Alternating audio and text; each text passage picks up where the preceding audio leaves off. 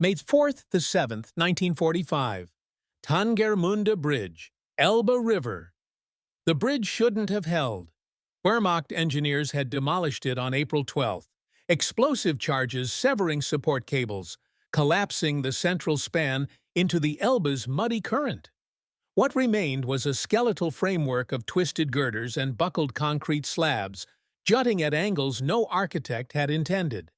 Yet it was holding thousands. Staff Sergeant Robert Hendricks of the 405th Engineers stood knee-deep in freezing water, watching German combat engineers work alongside his men to stabilize the wreckage. Wooden planks, salvaged from destroyed barns, formed a precarious walkway across gaps where steel should have been. Rope handrails, tied to exposed rebar, guided the endless column of humanity crossing single file through the skeletal remains. "Sarge, we've got maybe 48 hours before this thing collapses completely," Corporal Davis shouted over the groan of stressed metal. "We're patching faster than physics allows." Hendricks nodded, watching a German Oberst, a full colonel, direct his own engineers in shoring up a sagging support beam. The man had discarded his sidearm hours ago. Now he worked beside American privates, hammering salvaged lumber into place with desperate efficiency. The flood was beyond anything military planning had imagined. From the eastern bank, the column stretched back 10 kilometers, a living river of field-gray uniforms, civilian coats, hospital stretchers, and improvised carts. Wehrmacht regulars marched in formation, maintaining parade discipline even in retreat.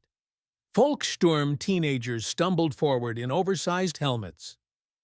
Waffen-SS officers, insignia torn from collars, kept their heads down and hands visible. Between the soldiers came civilians, mothers carrying infants, elderly men pushing wheelbarrows loaded with wounded, nurses guiding patients still connected to salvaged medical equipment. One woman crossed the bridge pulling a hospital bed on makeshift wheels, a bandaged soldier lying motionless on blood-stained sheets. American soldiers watched in stunned silence. Private James Morrison had fought across France and into Germany. He'd seen German forces as brutal adversaries, fanatical defenders, and ruthless occupiers. He had never seen them like this, organized, disciplined, and utterly terrified of what was behind them. "They're not running from us," his squad leader muttered. "They're running to us." Before we continue, click that subscribe button. Like this video, and let me know in the comments where you're watching from. It brings me great joy knowing that these war stories and lessons get to people all over the world. Your support helps us bring more thrilling war stories, and trust me, you won't want to miss them. Now, let's get back to the story. From the eastern horizon came the rhythmic thunder of Soviet artillery, Katyusha rockets screaming overhead, impacting somewhere in the forest beyond visual range. Each salvo drove the column forward with renewed urgency. German officers shouted orders, keeping the flow moving, preventing panic that would collapse the bridge under crushing weight. Lieutenant Colonel William Patterson established processing stations on the western bank. Military police directed surrendering troops into holding areas marked by hastily strung wire. Medics triaged wounded as they came off the bridge. German and American medical personnel working side by side without translation, the language of trauma requiring no words. By nightfall on May 4th, over 20,000 German soldiers had crossed. By dawn on May 5th, the number exceeded 50,000. And still they came. The bridge groaned, sagged, and somehow held, propped up by American ingenuity, German engineering desperation, and the shared recognition that every hour it stood meant thousands more lives saved from what lay east of the Elbe. The race against Soviet arrival had begun. April 1945.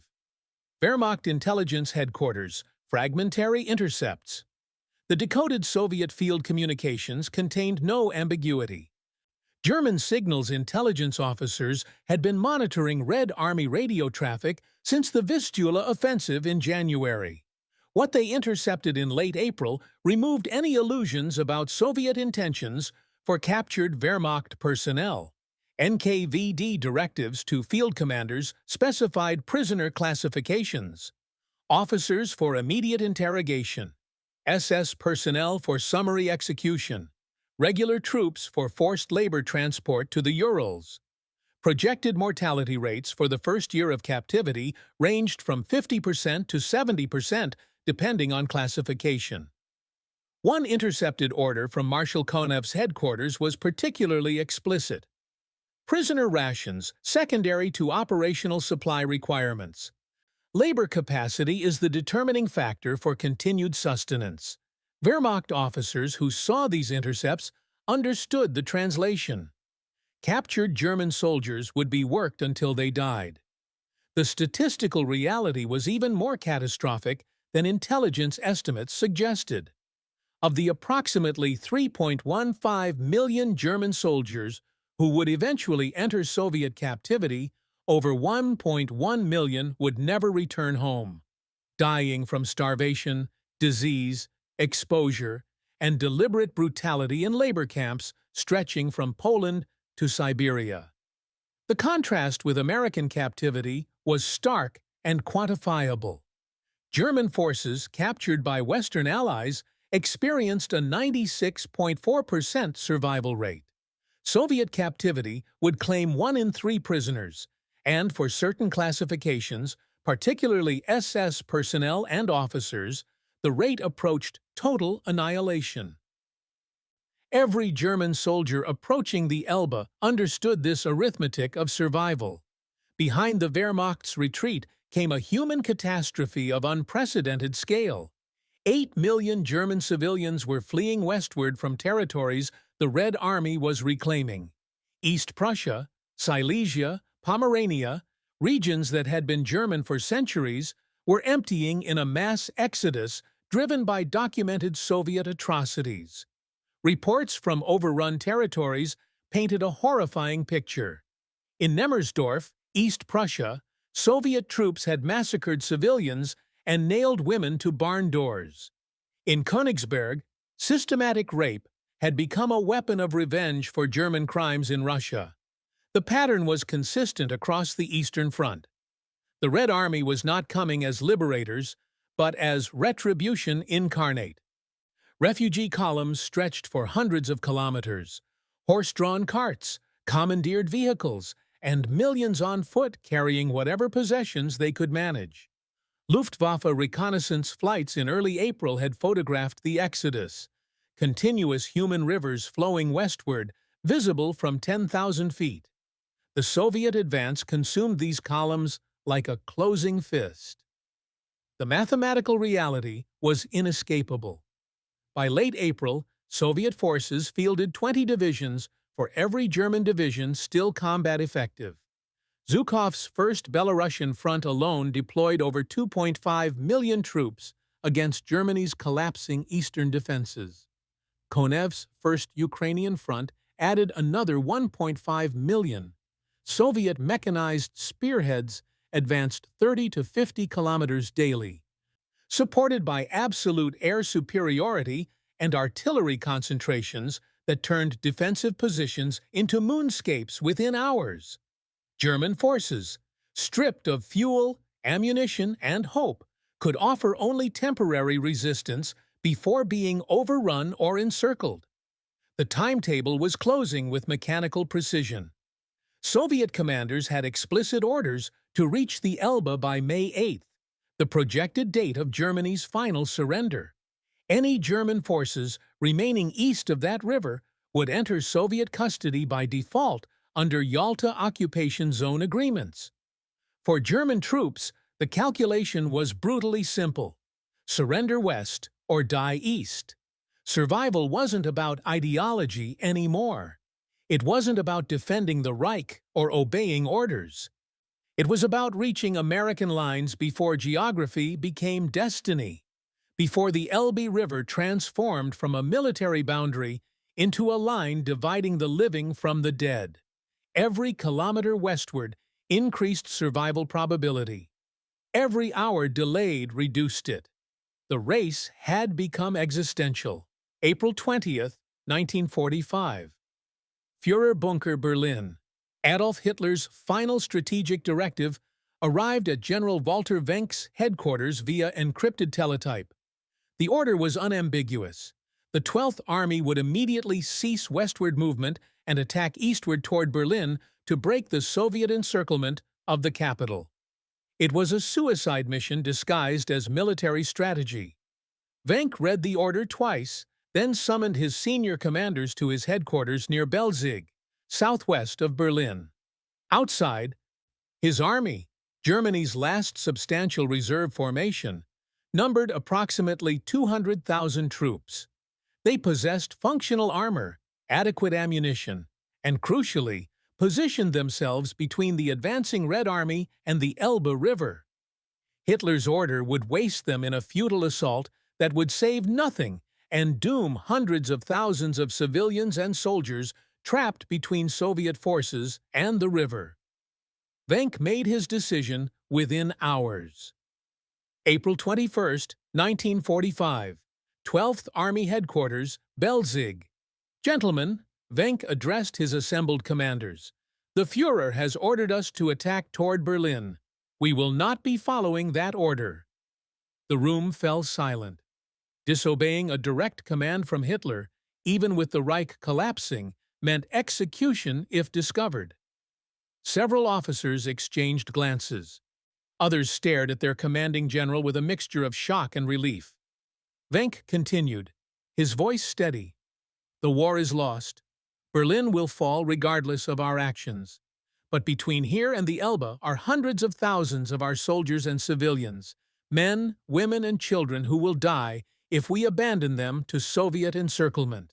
He unfolded a tactical map across the table.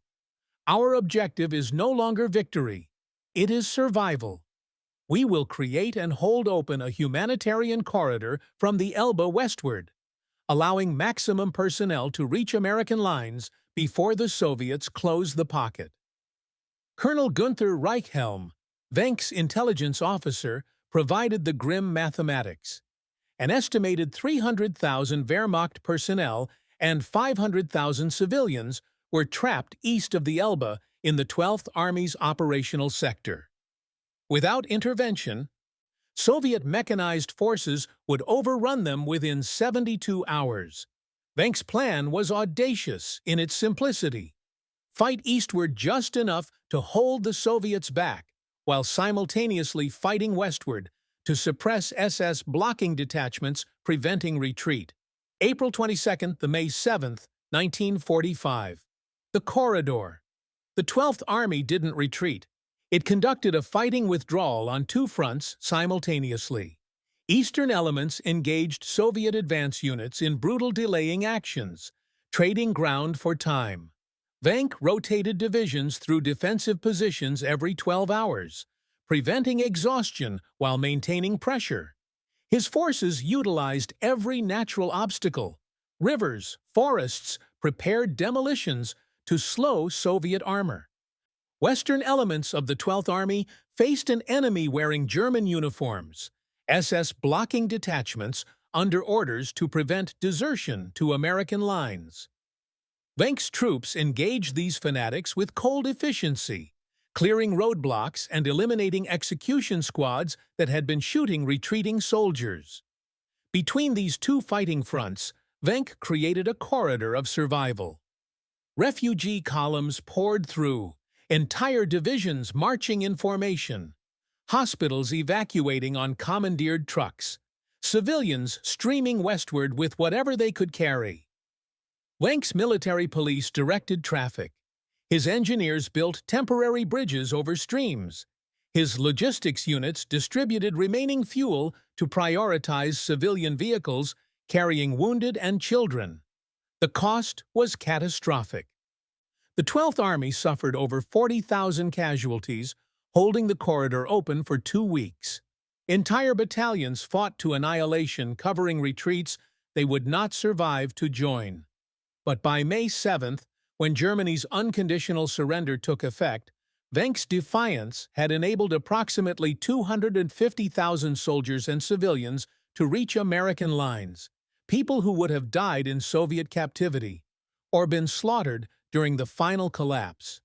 Hitler's order to attack Berlin would have sacrificed the 12th Army for nothing. Wenck's refusal saved 250,000 lives. April 24, May 1st, 1945. Halbe Pocket, Spree Forest, southeast of Berlin. Not everyone reached Wenck's corridor. Approximately 200,000 German soldiers and civilians found themselves trapped in the Spree Forest, a dense woodland region southeast of Berlin that had seemed like natural defensive terrain. By April 24th, Soviet forces had encircled the pocket completely, transforming protective forest into an inescapable killing ground. The trapped force represented a cross-section of Wehrmacht collapse, remnants of the Ninth Army attempting to break westward, Waffen-SS divisions still maintaining combat cohesion, Volkssturm units with virtually no military value, and tens of thousands of civilians who had followed the troops, hoping for protection. What followed became one of the war's final atrocities, committed not in camps or cities, but in the claustrophobic hell of ancient woodland. Soviet forces surrounded the Halbe Pocket with overwhelming firepower. Katyusha rocket batteries, Stalin's organs, positioned on the forest's perimeter, launched systematic saturation bombardments. Each truck-mounted launcher carried 48 rockets. Soviet commanders deployed dozens of batteries, firing in coordinated salvos that turned square kilometers of forest into erupting infernos. The rockets didn't need to find targets. In the dense woodland, proximity was sufficient. Explosions shredded trees into wooden shrapnel that killed as efficiently as steel. Phosphorus munitions ignited the spring-dry undergrowth, creating firestorms that consumed everything in their path. Tank formations crashed through the forest perimeter, crushing fleeing soldiers beneath treads and firing high-explosive rounds at point-blank range into refugee columns. Soviet infantry followed, mopping up survivors with methodical brutality. IL-2. Sturmovik ground attack aircraft strafed the forest canopy, their 23mm cannons shredding anything that moved. Pilots made repeated passes over the same grid squares, ensuring nothing survived. There was nowhere to hide, nowhere to surrender, nowhere to run. The breakout attempts were desperate and futile. On April 28th, organized Wehrmacht units attempted a coordinated assault through Soviet lines toward Kummersdorf, where Wenck's forces were fighting to maintain contact. The assault collapsed under concentrated artillery fire within hours. Bodies piled so thick at the breakthrough point that subsequent waves had to climb over corpses to advance. Civilians caught in the crossfire had no combat training, no weapons, no chance. Families huddled in improvised shelters as Soviet armor rolled through encampments. Mothers clutched children in foxholes as rocket barrages transformed the forest into a moonscape of splintered trees and cratered earth. Survivor testimony from Hildegard Neff, a German actress serving with a Wehrmacht film unit, captured the horror. The forest was burning. People were burning. The screaming never stopped. Wounded soldiers, dying horses, children calling for parents who were already dead. Soviet tanks crushed ambulances with wounded still inside.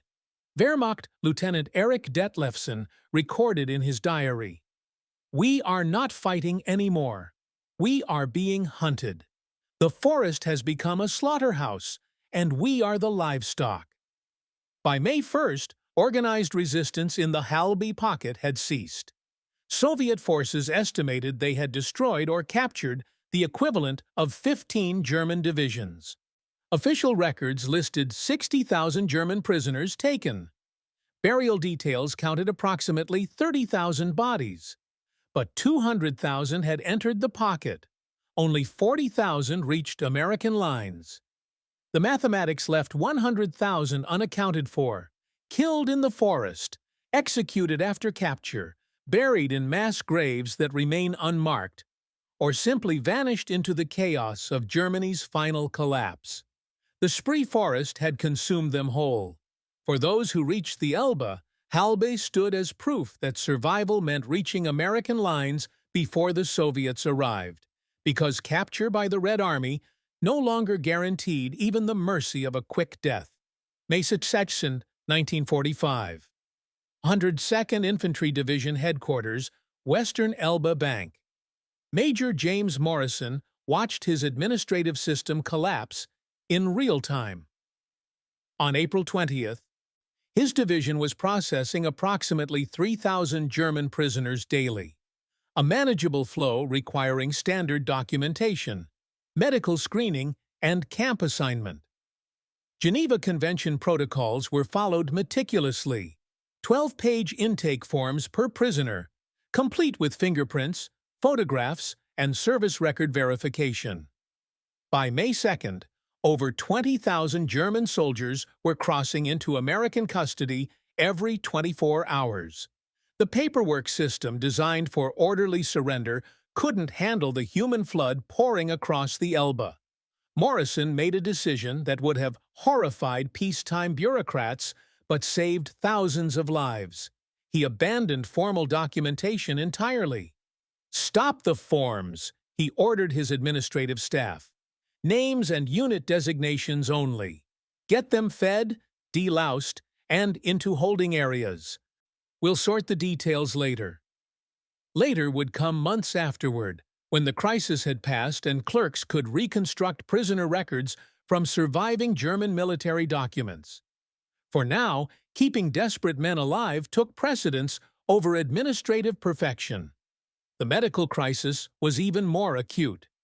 Captain Robert Hayes commanded the 102nd's Medical Battalion, equipped to handle approximately 500 casualties daily in field hospital conditions. By May 3rd, his medics were treating over 5,000 German prisoners requiring immediate medical attention, with thousands more needing basic health screening. The casualties ranged from combat trauma to malnutrition, dysentery, typhus, and exposure. Many prisoners had been marching for weeks with untreated wounds, surviving on minimal rations, sleeping in open fields. Hayes's surgical teams operated in 72-hour rotations without rest. "We couldn't stop," Field Surgeon Lieutenant James Bradford recalled. "If we stopped, people died. German soldiers we'd been fighting last month were now our patients, and we treated them exactly like we'd treat our own wounded." American medics worked alongside captured German medical personnel, who proved invaluable in triaging their own troops and communicating symptoms. Language barriers dissolved in operating theaters where anatomy spoke universal language. Penicillin, still relatively new and reserved primarily for Allied forces, was distributed to German prisoners with life-threatening infections. Blood plasma donated by American soldiers was transfused into enemy wounded without hesitation. The Hippocratic Oath recognized no nationality. Feeding the surge required industrial-scale improvisation. Each prisoner required minimum 2,000 calories daily under Geneva Convention standards. 20,000 prisoners meant 40 million calories, roughly 20 tons of food, needed every single day. Division quartermasters exhausted forward supply dumps within 72 hours. Emergency requests flooded back to SHAEF headquarters. More rations, more medical supplies, more transport capacity. The solution came from an unexpected source: the Red Ball Express, the legendary truck convoy system that had supplied Allied forces racing across France in 1944. Though officially deactivated, the infrastructure remained operational. Within 48 hours, convoy commanders reactivated supply routes, redirecting food stocks originally designated for occupying Allied forces toward prisoner camps on the Elbe. Truck drivers who had dodged German artillery months earlier now hauled German rations to feed German soldiers. Supply. Sergeant Michael O'Brien summarized the absurdity. We're feeding the same bastards who were shooting at us last week. But orders are orders, and the Geneva Convention doesn't have an exception clause for being pissed off. By May 7th, American forces on the Elbe had processed over 150,000 German prisoners, more than 3 times their planned capacity. The system had bent to breaking point but never shattered, held together by improvisation, compassion, and the stubborn American belief that even enemies deserved basic human dignity. That choice would echo far beyond the war's end. May 7th, 1945, 0241 CET, SHAEF Headquarters, Reims, France. General Alfred Jodl signed Germany's unconditional surrender on behalf of the Wehrmacht High Command. The document specified that all hostilities would cease at 23:01 hours on May 8, 1945, exactly 45 hours from signing. The timing created a brutal deadline. Any German forces remaining east of the Elbe after 23:01 would fall under Soviet occupation zone authority by default. The Yalta Agreements were explicit. Territories east of the Elbe-Mulde line belonged to Soviet administration. For hundreds of thousands still racing westward, the ceasefire wasn't salvation. It was a closing door. Word of the surrender spread through German units within hours. Wehrmacht commanders transmitted desperate final orders. All personnel proceed immediately to American lines. Ceasefire, effective 23:01 May 8th. After that hour, we cannot guarantee Western custody. The exodus became a stampede. Units that had been conducting orderly withdrawals abandoned all equipment and ran. Wounded soldiers refused evacuation delays, stumbling forward on makeshift crutches. Civilians who had been resting in makeshift camps abandoned their possessions and rejoined the westward flood. The Tangermunde Bridge, already groaning under impossible weight, saw its traffic surge to maximum capacity. German military police abandoned crowd control and simply directed everyone forward. Keep moving. Don't stop. Reach the Americans before midnight tomorrow. Behind them, Soviet artillery intensified. Red Army commanders knew about the ceasefire deadline and adjusted fire accordingly, not to destroy German forces, but to delay them long enough that they'd miss the cutoff. American forces made an extraordinary decision. Lieutenant Colonel William Patterson received authorization from Division Command. Provide counter-battery fire to protect withdrawing German forces. Suppress Soviet artillery targeting the crossing zones. American artillery batteries, 105 mm and 155 mm howitzers, began firing eastward across the Elbe, targeting Soviet gun positions that were shelling the refugee columns. It was a surreal reversal. American forces providing covering fire for German retreat. Soviet commanders protested through liaison channels, but American officers cited humanitarian necessity. "We're not fighting the Red Army," Patterson explained in one tense radio exchange. "We're protecting civilians and disarmed combatants under Geneva protections." The counter-battery fire bought precious hours. Soviet artillery pulled back or shifted targets, reducing casualties among the fleeing columns. German soldiers crossing the Elbe stared in disbelief as American guns fired for them instead of at them.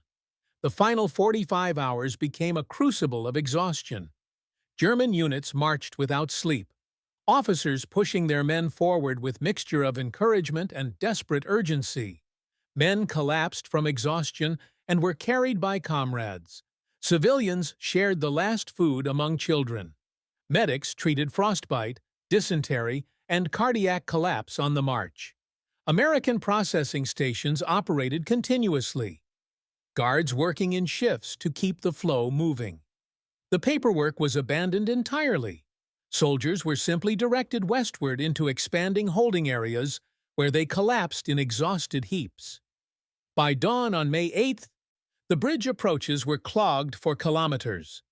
German military police organized the chaos into multiple columns, routing some units to improvised ferry crossings where American engineers had positioned boats. 2301 May 8, 1945. American officers fired red flares above the Elbe, the signal that the ceasefire had taken effect.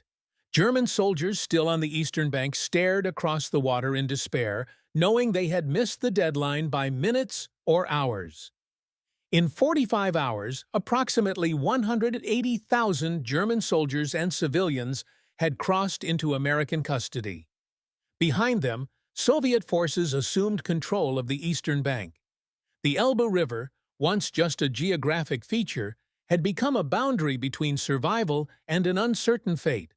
Those who made it collapsed in American holding areas, starving, exhausted, traumatized, but alive. They had won the most desperate race of their lives. May 9, 1945. Eastern Elbe Bank. For those who didn't reach the Americans in time, the war's end brought no relief.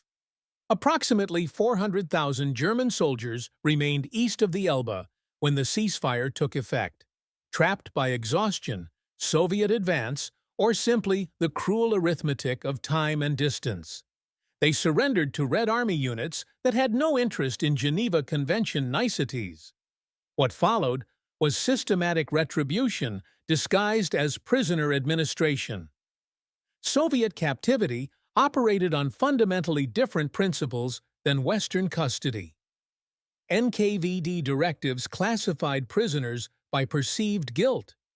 Wehrmacht officers received interrogation and show trials. SS personnel faced summary execution or immediate transport to the Gulag. Regular soldiers became forced labor allocated to reconstruction projects across the Soviet Union. Rations were calculated not for sustenance, but for labor extraction. Prisoners received approximately about calories daily, enough to prevent immediate death but insufficient to maintain body weight or health during forced labor. The policy was explicit. Prisoners would work until their bodies failed, then be replaced by the endless supply of captured Germans. Camps lacked adequate shelter, medical care, or sanitation. Typhus, dysentery, and tuberculosis swept through prisoner populations with epidemic force. Frostbite, exposure, and malnutrition claimed thousands during the first winter. NKVD camp administrators viewed prisoner deaths as acceptable administrative losses, paperwork problems, not moral failures. Of approximately 3.15 million German soldiers who entered Soviet captivity, over 1.1 million never returned home. The mortality rate exceeded 35% and, for certain classifications, particularly officers and SS personnel, approached 60%. By contrast, German prisoners in American and British custody experienced a 96.4% survival rate. The Elbe River hadn't just divided Germany, it had divided the living from the dead. Individual stories captured the horror in human terms. Corporal Heinrich Müller, 24, Wehrmacht infantry, was captured 15 kilometers east of the Elbe on May 9th after his unit's transport broke down. He was shipped to a labor camp in the Urals, where he worked in coal mines on starvation rations. His family received notice of his death in January 1947, cause listed as cardiac failure due to exhaustion. He weighed 42 kilograms at death, down from 78 at capture. Lieutenant Franz Becker, 31 Panzer officer, surrendered to Soviet forces near Torgau after exhausting his unit's fuel trying to reach American lines. Classified as war criminal due to officer status, he endured 2 years of interrogation and forced labor. He returned to Germany in 1949 with permanent lung damage from untreated tuberculosis and psychological trauma that never healed. Obergefreiter Klaus Schmidt, 19, missed the Elbe crossing by 3 hours. His unit arrived at the eastern bank at Otuanchi on May 9th to find Soviet troops controlling the crossing. He spent 6 years in various camps across the Soviet Union. When he finally returned home in 1951, His mother didn't recognize the skeletal figure at her door. He weighed 48 kilograms and had lost most of his teeth to scurvy. Volkssturm Auxiliary Maria Schneider, 17, serving as a communications runner, was captured trying to cross the Elbe with wounded soldiers. Female auxiliaries faced particular brutality. Systematic rape followed by assignment to work battalions. She survived and returned to Germany in 1948, but never spoke publicly about her captivity. Her diary, found after her death in 1983, documented horrors she couldn't voice while alive. The numbers were clinical. The reality was human. Behind every statistical casualty was a person who had made the same desperate calculation as those who succeeded. That survival lay west of the Elbe. They had simply run out of time, luck, or strength in those final crucial hours. Their fate validated every risk taken by those who made it across. June 1945, American POW camps, Western Germany. The prisoners who reached American lines didn't return home immediately, but they returned alive. Most spent 6 to 18 months in American custody before repatriation. They worked on reconstruction projects, received adequate food and medical care, and lived under conditions that, while austere, met Geneva Convention standards. By late 1946, the vast majority had returned to their families. Those who surrendered east of the Elbe often waited years, if they came home at all. The contrast wasn't lost on post-war Germany. The mercy shown at the Elbe shaped German-American relationships for generations. Survivors returned with stories not of American brutality, but of American medics treating their wounds, American cooks feeding them from the same rations given to U.S. troops, American guards who followed rules rather than rage. These memories formed the foundation of post-war German attitudes toward their former enemies. When West Germany emerged as a sovereign state in 1949 and later joined NATO in 1955, the transition wasn't just political calculation. It was built on lived experience. German soldiers who had gambled on American mercy and survived became the core of a generation that viewed the United States as protector rather than conqueror. Former Wehrmacht officers who reached American lines in May 1945 became Bundeswehr commanders in the 1950s, leading German forces in alliance with the nation they had once fought. The irony was profound, but the foundation was personal. They had trusted Americans with their lives once and been proven right. The surrender also enabled one of history's most consequential intelligence operations. Operation Paperclip, the American program to recruit German scientists and engineers, succeeded partly because key personnel had deliberately surrendered to Western forces. Rocket scientists from Peenemünde, aeronautical engineers, cryptographers, and intelligence specialists had all made the same calculation: surrender west, survive, and potentially continue your work. Werner von Braun and his entire V-2 rocket team surrendered to American forces in Bavaria after elaborate planning to avoid Soviet capture. They would become the core of America's space program. Countless other technical specialists made similar choices.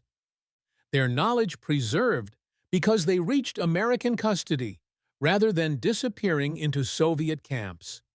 The Elbe crossing didn't just save lives. It transferred technological capability from a collapsed regime to the emerging Cold War West. The deadline created wounds that lasted decades. German families were divided by hours and kilometers. Brothers who served in different units ended up on opposite sides of the Elbe, one returning home in 1946, the other not until 1952, or never.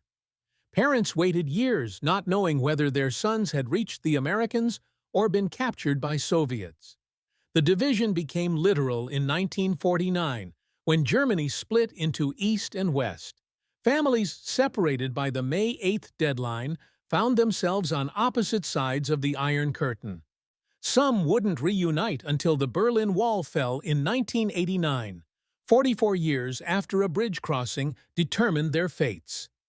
General Walter Wenck survived the war and lived until 1982. He never faced war crimes charges. His final actions were considered too humanitarian to prosecute. Veterans who reached American lines because of his corridor called him the general who chose humanity over ideology. His obituaries in German newspapers focused not on his military career, but on those final 2 weeks when he defied Hitler to save 250,000 lives. In post-war interviews, Wenck was characteristically modest. "I didn't save anyone. I simply refused to waste lives on a lost cause. The Americans saved them. We just got them to the river." But without his defiance, hundreds of thousands would never have reached that river at all. The Tangermünde Bridge is gone now, replaced by modern infrastructure. But in German memory, it remains what it became in May 1945, the gateway between annihilation and mercy, and the place where desperate men learned that even in war's darkest hour, humanity could still prevail.